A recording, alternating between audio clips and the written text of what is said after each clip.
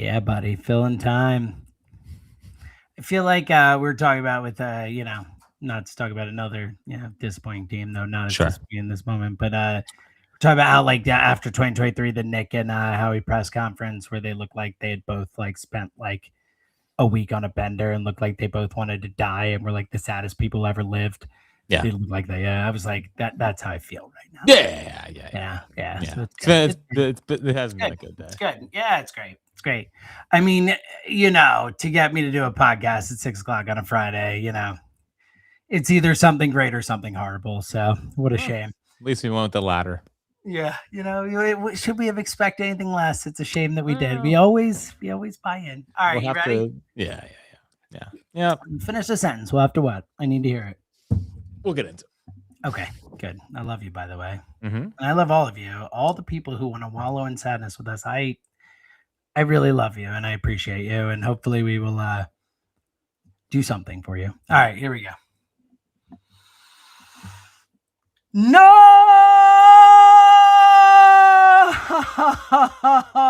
it is another edition of the High Hopes podcast, sponsored by Miller Lite, official partner of the Philadelphia Phillies. Tastes like Miller time.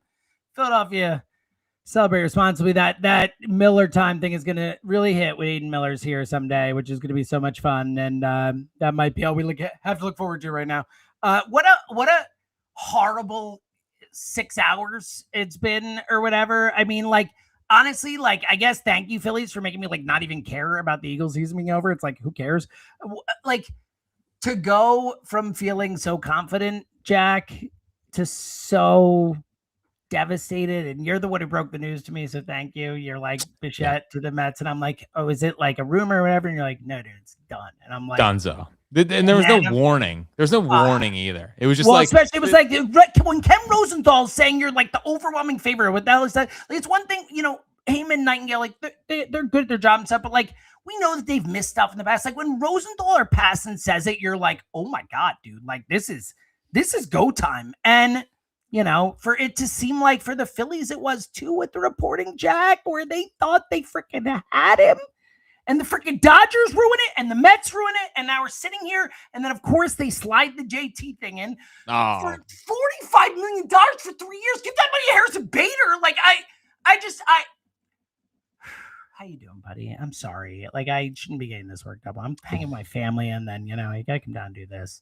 I love you. Great to see you. You should be worked up. You should be worked up because they had, I think the way that I would describe it is that Bichette was their get out of jail free card. Yeah, what a good way to put it, dude.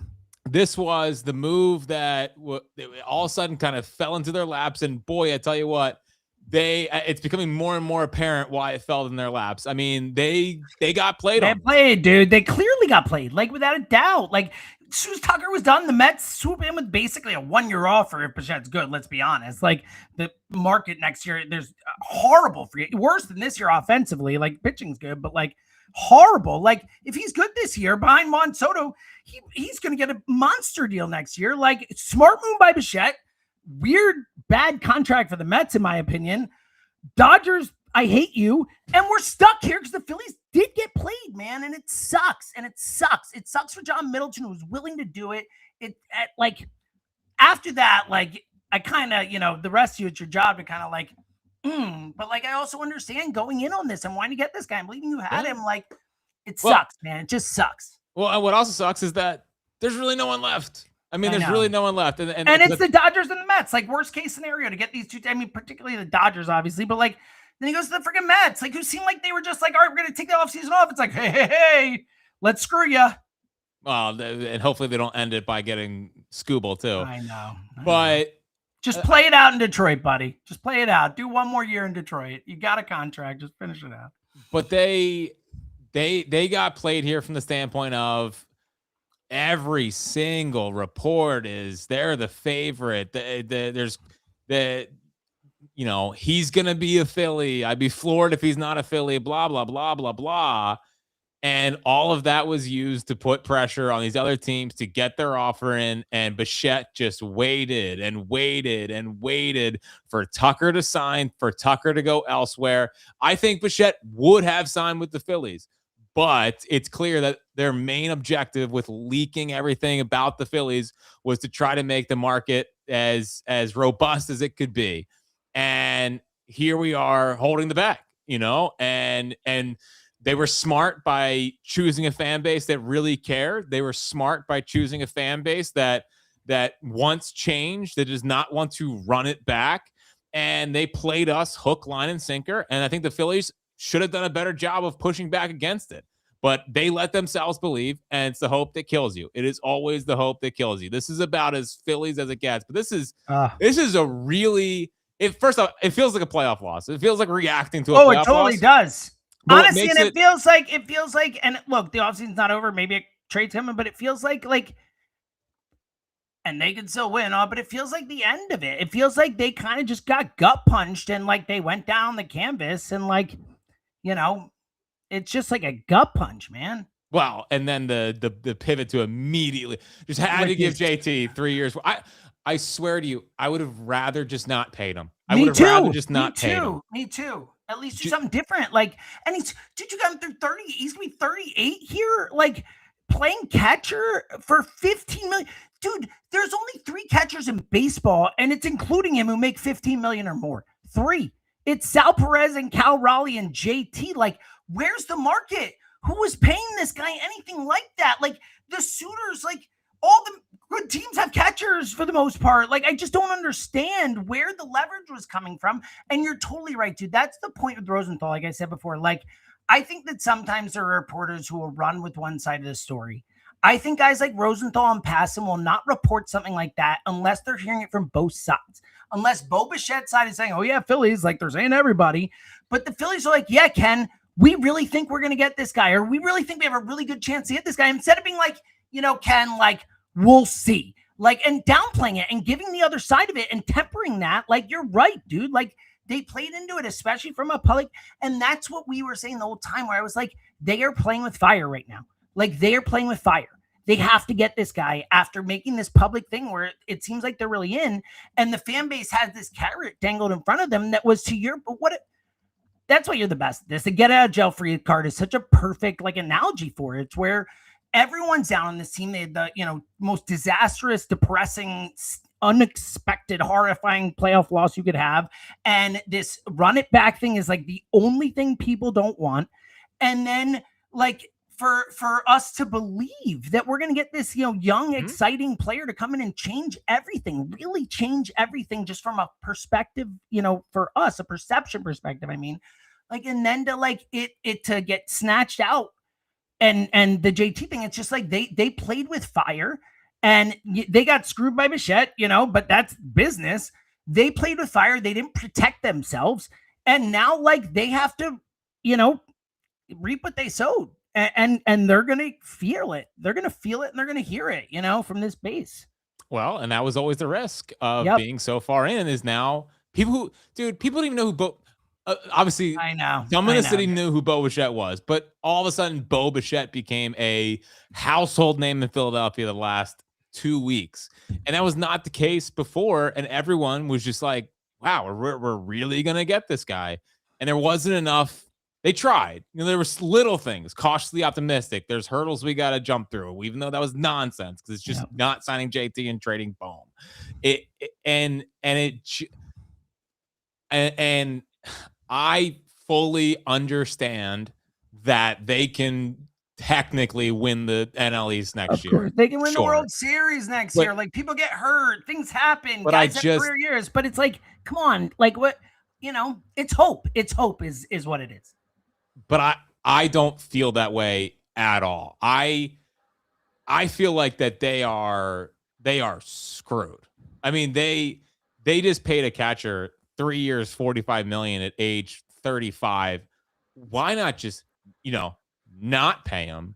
At least keep some of them the money open for you have all this money coming off the books next year. Now, what also sucks is that the free agent classes it's horrible, are dude. Brutal the next 2 years. Dude, why do you think Bichette signed a 1-year deal? Smart, because he's going to. If Bichette has a good season and stays healthy, I will bet anyone anything they want that he is opting out next offseason.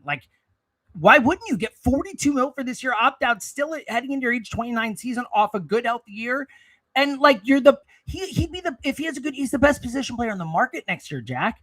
Like it's a disaster next year. Yeah, it's like Jazz, Suzuki. So I have it. I took a picture Taylor of it. Ward, right? Yeah. You know I love to prepare. I'm a big preparer. For Jazz sure. Chisholm, yes. And the thing is, it's like when you look at the list, it's like, oh, Ozzy Albies club option. Oh, Ronald Acuna club option. Like all these things aren't going to happen. Like a Rosarina, you know, At 34, like our guy Seiya Suzuki, like 33, you know, like him. You know, your point, Taylor Ward. You know, like 34. I mean, Max Muncy is the best third baseman available. Like awesome. Jazz will be available next off. Jazz Chisholm, Nico Horner, like. The best Nico's first baseman is Yandy Diaz, who has a vesting option, like Ryan Mountcastle, Andrew Vaughn, like guys who are like, you know, interesting name, whatever. But the point is, Bo Bichette is if he's good this year, like the best position player on the market next year. Like it's smart of him, you know, and it's a shame. And let me ask you a quick question. We're going to get into all this, obviously, and, you know, I guess the JT thing, but, you know, but in terms of like, I had a few buddies text me and say, do the Phillies need to change what they're doing from a contract structure perspective? Like the whole, like the years of the separator, like Tucker went 4 years, Bichette went 3, but it's really going to be 1. Like, do they need, and I know they don't want to go over the tax high and they can't look, the Dodgers have like, who knows, 20 times the amount of money. I don't know what the Guggenheim Group has, 100 billion. Who the hell knows? Like it's all these freaking billionaires as part of it. Like even we know Cohen has like 5-6 times the amount of money as John Middleton. And like, I don't know if they can afford to like be like, all right, we're gonna give you 40, we're gonna give you Cal Tucker 60 million, like and deferred stuff. I think that's gonna end with the CPA. Like, but I don't know.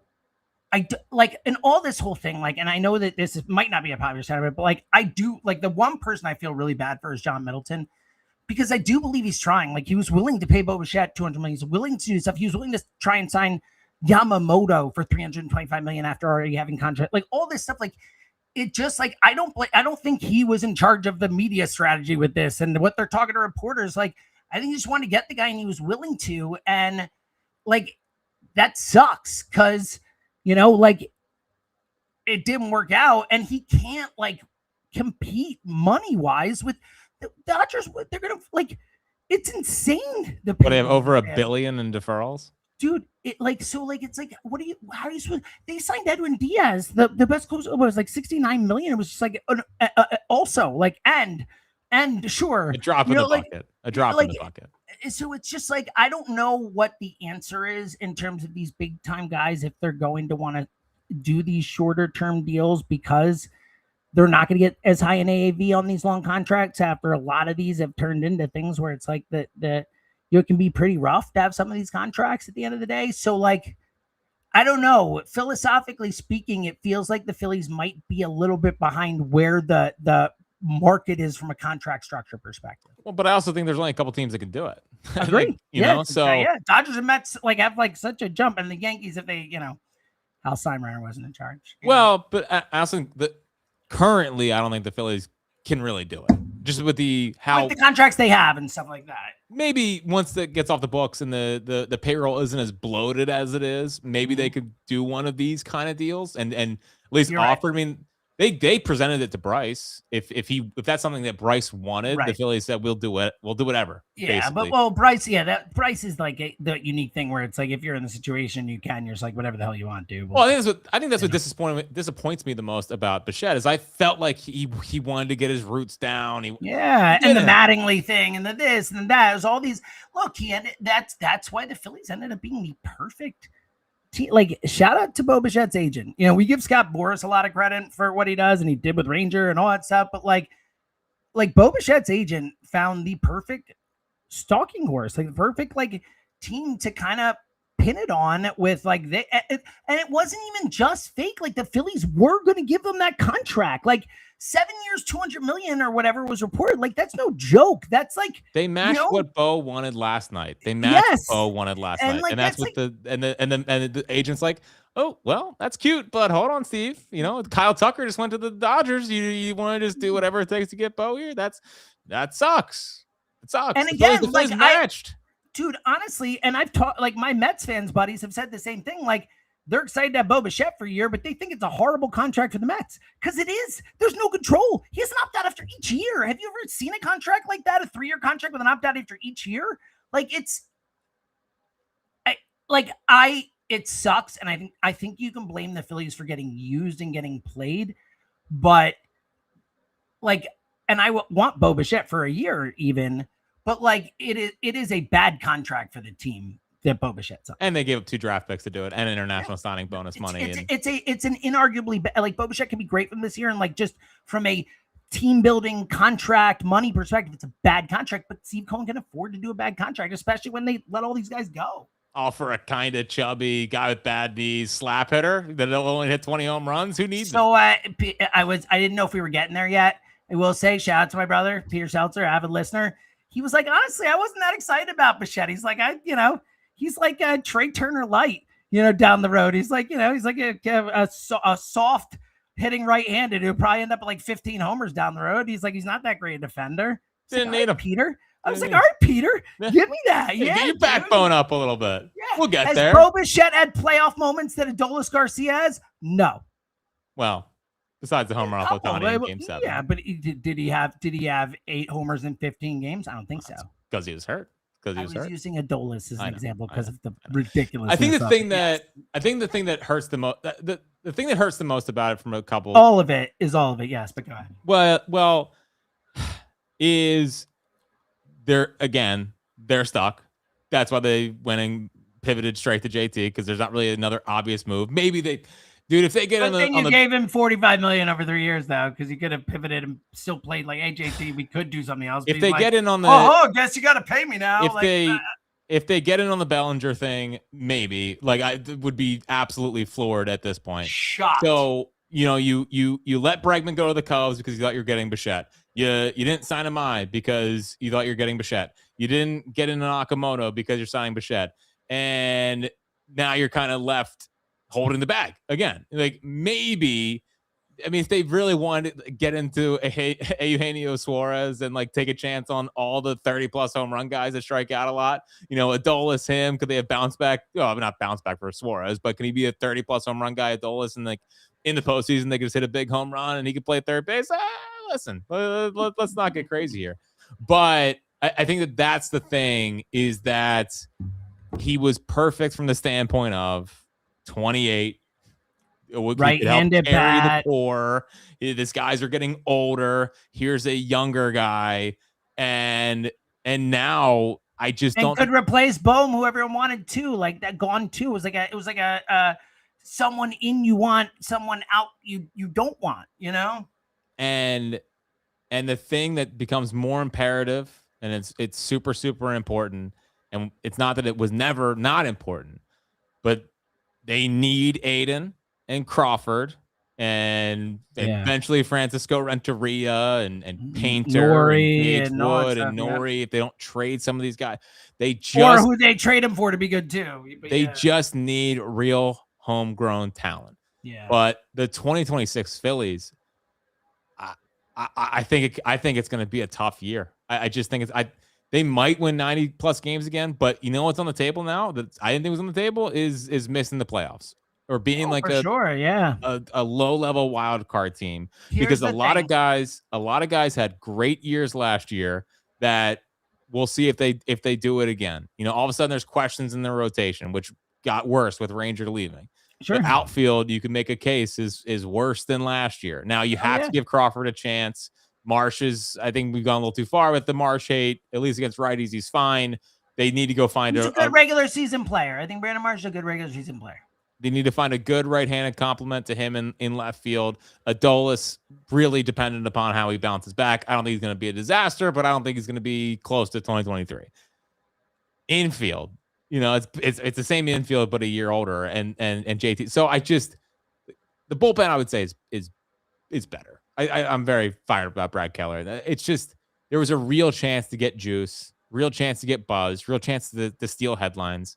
And it's an interesting combination of I'm both disappointed and mad at the same time. Like I think No, it's good. immediately when it hit, it was disappointment. And And then sadness. It was like I don't think disappointment alone covers it. It was sadness. I was sad. Disappointment and sadness. And then I think when I saw the JT thing come down, it turned into anger because they thought, hey, we know you're down right now. We know that Bo's You're not a so Philly. right, dude. But here's something to make you feel a little bit better. How about 3 years, 45 with $5 million in escalators each year to make the deal a possible $60 million deal? That's going to get everyone their juices flowing again. But now I'm getting back to disappointment because I don't know what this year is going to be. I really don't. And the juice for them, they're obviously going to have to go out there and play well. The ballpark will most likely be filled. It's still a good team and things like that. But it's really hard to sit here and sell the idea that they can legitimately compete for a World Series. I mean, things have to go their way, of course, and they have the horses in the rotation to do it. But there's not even an obvious trade candidate, James. Like Ketel Marte seems like he's been taken off the table. I love Brandon Donovan, but Brandon Donovan's not putting you in the same stratosphere as the Dodgers. There's not an obvious pivot besides maybe Bellinger, but I don't think they're really going to get in the Bellinger thing. And that sucks. And he's not like a perfect fit either, like comparatively, the way Bichette felt like a really perfect fit. Look, I'm with you on everything you said. The only thing I'll say is I think like I'm more concerned about 2027 and 2028 even than 2026. I feel like 2026, like I think from a fan perspective is going to be blah and stuff, but like if Zach Wheeler comes back, I mean and if Andrew Painter's good, which neither of those are like crazy things to think, like they could have a pretty good pitching staff. I mean, I think Sanchez is great and will be great. And I think Luzardo in a contract year, we'll see. Obviously, here's the thing. I'm like, and then like, could they make some trades at the deadline and get like someone who has a Bader impact, a Duran impact type of thing? Obviously, you don't need the closer. And could the bullpen be really good? Like the thing is, it's so many like could this, and then on top of that, then you need the Dodgers to either have injuries or falter against you. Then you need, like that's the problem. Is like it's just you can point to things that give them a chance this year, and we know that like at the end of the day, we can always say that it's baseball thing, like not in the Dave Dombrowski way, but in the you can. Look, the Blue Jays did almost beat the Dodgers. They didn't, but they did almost beat them. Like baseball's a weird game. And when you get into a thing that's 162 games and you decide it in 5 or 7 games or 3 games or whatever, like weird things can happen. Balls can bounce a weird way. People can be super hot for the right week. Like it's just the point is like we're painting these like long shot scenarios to how they'd have to be able to beat a team like the Dodgers. And it's such a shame because it's not just the lack of chance. Because look, if you remember at this time last year when, the Dodgers were doing the Snell thing and this and that, and even 2 years ago when they first signed Shohei, and look, so far 2 for 2, we were right. But we had this alarmist thing too, where like, this is like everyone's screwed. Like we're not going to, and they were, like ultimately in the day they were. But I think that like now the really depressing part about this, Jack, is that at least the last couple years, you could paint a picture of hope for the Phillies too, where like what I'm talking about with all these upside things and this and that, like they didn't feel as ridiculous. Like I didn't feel as ridiculous spending 2 minutes saying, well, this could happen and that could happen and that can, as I just did that 2 minutes. Cause I'm like, well, it's a lot of things that need to happen. And it's especially with Zach Wheeler, blood clot, this, that, like there are many things we can point to. We have no idea. There's so much uncertainty, and the Dodgers roll out, a much better team. Yeah, well, and the other thing that hurts off of all this is the Phillies are telling you. They're telling you that they don't believe in the offense. They're telling you that we need another bat. They're telling you that you need some infusion of life, that they don't really want to run it back.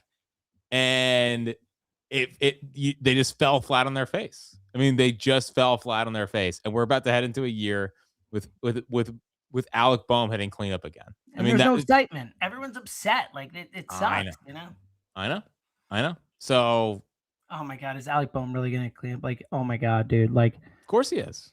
Of oh my course he God. is. Unless Adolis is like crazy, he goes back to 23. Then Can I do a quick aside to our real ones and high hopes listeners and stuff? And like obviously West Coast games, I wake up early. You guys know I can't watch those unless they're on the weekends the way I used to. But like, would you guys mind if I didn't watch the games this year and still did the pod? Would that offend you?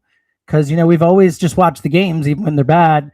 It just like, and obviously I'm joking, and like we will find things to get excited about and whatever. We've watched way worse teams and all that, and that's what's oh wild. man, It's like the All-Star games here, pal. and yeah, but it's like it's just again, it's I keep going back to what we talked about. There's a fork in the road, and they were forced and they wanted to walk the right path, and like they couldn't get to it. They couldn't get there, and like that makes it so much worse because to your point, Jack, it's like not only do we feel this way, but they knew that Bo Bichette was a better thing than what they had, and they would figure the rest and get rid of JT if they had to, and get rid of this. And like now it's like, oh, all right, like it just it's a Yeah. it's very frustrating. Like it's not it's like there aren't enough adjectives to describe it, man. You said before, like sad and disappointed and angry. I'm frustrated. I'm like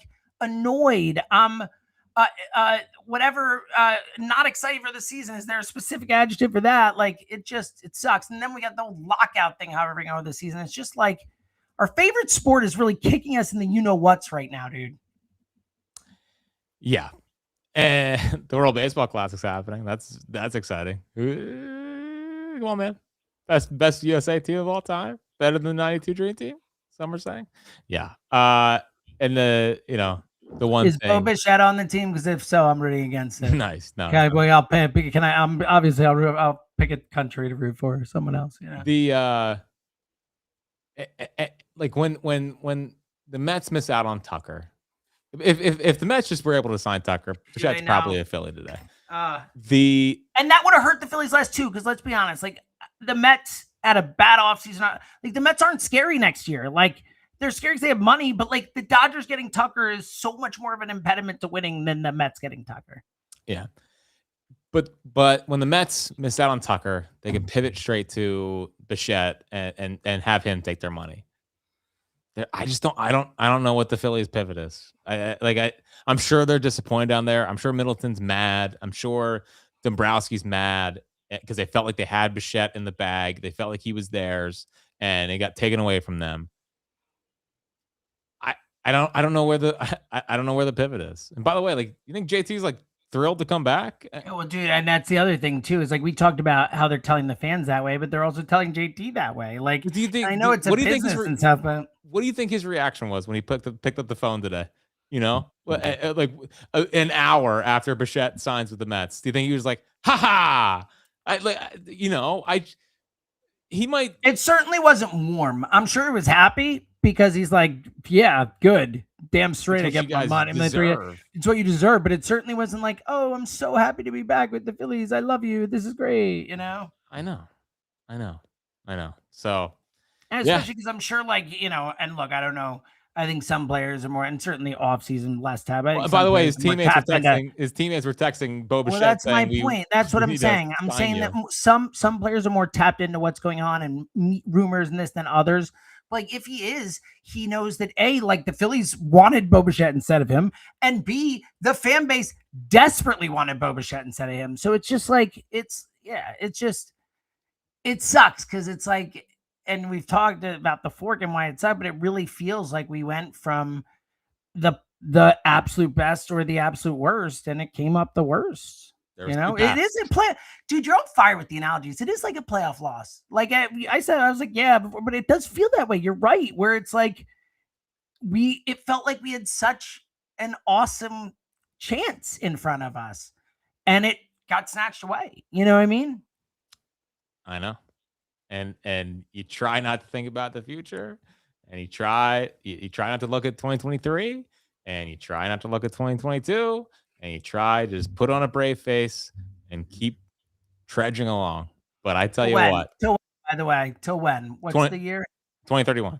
Yeah, I just really appreciate what you've done there. I'm not even going to go, real listeners know, but like that subtle thing that you did with that 2031 is the year, right? The Yeah. one. Got it.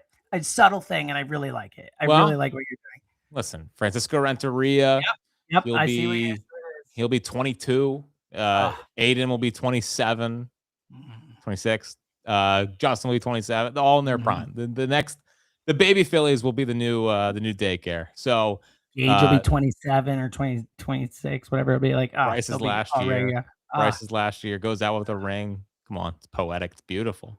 All those guys Beautiful. are still going to be in arbitration eligible. Like, not even, this is going to be like, let's go. Nola will still be. I'm fully in, dude.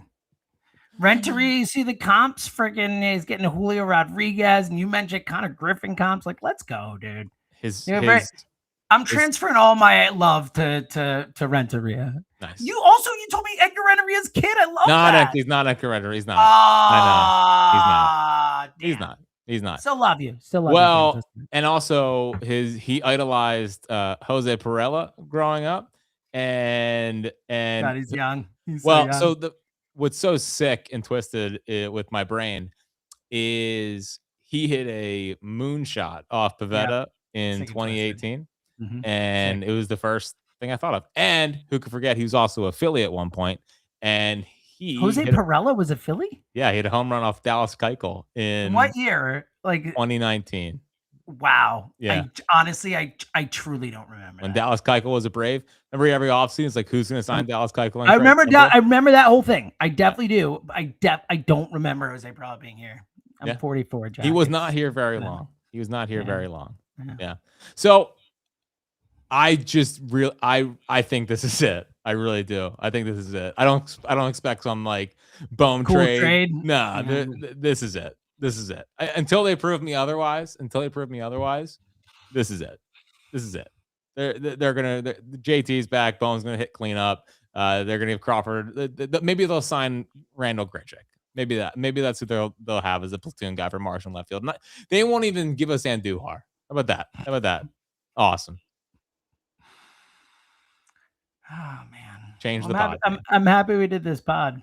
I'm happy we were able to, make people feel better. What an awful day. Tucker texted me, feels sick listening. So, we're really having a positive effect on people. What a awful day. I mean, what an awful day. Honestly, I was saying, like, one of the worst Philadelphia sports weeks in a while. I mean, the Flyers are on a 5-game losing streak. The Sixers lost a couple games, AJ requested a trade multiple times. Eagles lost. Everyone hates everyone. Petula fired immediately. Like, and then this, it really is like we don't curse on here, but a bleepy week for us, dude. Well, and to make matters not as bad, but I can't wait to see what else happens here. Well, like Victor Caratini signed a 2-year deal with the Twins, meaning that Ryan Jeffers is available, which means you could have just not paid frickin' JT and traded for Ryan Jeffers, who has 1 year left. Maybe he goes off, and the JT contract immediately becomes an albatross. Dude, and it's not that I don't like. I do appreciate what he does with the pitching staff. I understand what JT brings to the plate, but at the plate, he doesn't bring much at this point. He had a month and a half of good hitting last year that brought his OPS up. He was below OPS. He was a below average hitter even with that the hot streak he went on. So I know. He ended up batting 270 and still was a below average hitter, which is like crazy. 3 years.